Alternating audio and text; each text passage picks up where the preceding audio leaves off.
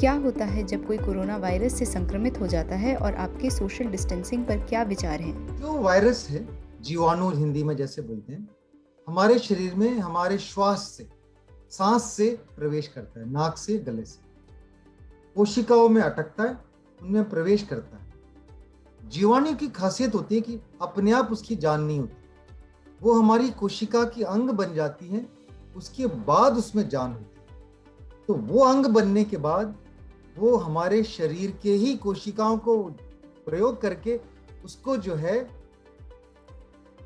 1 का 2, 2 का 4, 4 का 8, 8 का 16 ऐसे करके बढ़ता चला जाता है और 1-2 दिन में करोड़ों की संख्या में जीवाणु बन जाते हैं, पनपते हैं।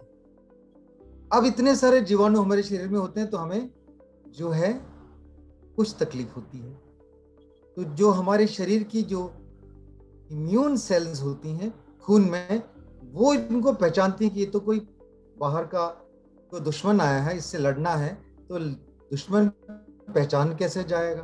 तो ये जीवाणु की खासियत होती है कि एक छोटा सा वायरस का प्रोटीन होता है, स्पाइक प्रोटीन बोलते हैं, वो स्पाइक प्रोटीन को पहचान के ये हमारी जो है कोशिकाओं का जो एंटीबॉडी है उनको पहचानती है। पहले कोशिकाएं उनको एंटीबॉडी पहचानती है, फिर एंटीबॉडी वैसी ही बनाती है और वो एंटीबॉडी उससे लड़ती है। जब लड़ती है तो जाहिर है, जब लड़ाई होती है तो ऊर्जा है तो गर्मी है और हमारा तापमान बढ़ जाता है, बुखार हो। तापमान बढ़ना एक कोशिकाओं के और जीवाणुओं के बीच में लड़ाई का संकेत है। इसको हम इन्फ्लेमेशन कहते हैं। ये जो इन्फ्लेमेशन है उसका लक्षण है कि बुखार हो, लेकिन जरूरी नहीं है सबको बुखार हो। किसी को गले में खिचखिच होती है, क्योंकि एंट्री गले में होती है, गले की कोशिकाओं में ज्यादा होती है वायरस, तो वहां हो सकती है खिचखिच। किसी में नाक थोड़ा सा बंद लगेगा, जैसे नजला में नाक बहता है वैसा नहीं होता, बंद लगेगा, पूरा बहेगा नहीं, लगेगा बदन में दर्द होगा, बदन टूटेगा, आज तो नहीं कुछ करने का दिल कर। ये सब माइनर लक्षण है। तो हमारे शरीर में जीवाणु के पनपने के बाद ये माइनर लक्षण होते हैं तकरीबन 5वें दिन पे।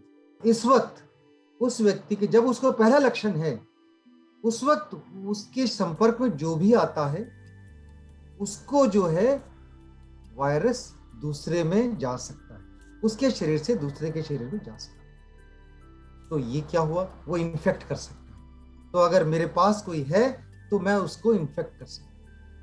तो मैंने बोला कि मुझे सामाजिक दूरी से थोड़ा सा नफरत है, मैं सामाजिक दूरी पसंद नहीं करता हूँ, शारीरिक दूरी जो कि हमें इस जीवाणु से बचाए और इस संक्रमण से बचाए वो करना है, और सोच समझ के।